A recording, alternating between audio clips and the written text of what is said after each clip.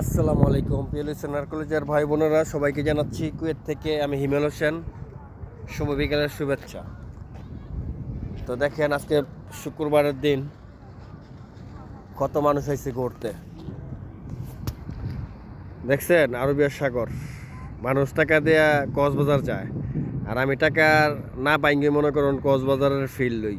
এটা হলো আরব সাগর। আজকের জায়গাটা আর কি, আজকের এইটা ওয়েদারটা জাস্ট ওয়াও একটা ওয়েদার।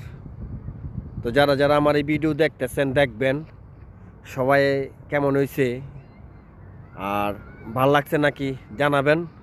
এলে আপনারা যদি না জানান আমি তো বুঝবো আপনারা আমার ভিডিও দেখেন না, খালি শুধু ভিউ ওঠে।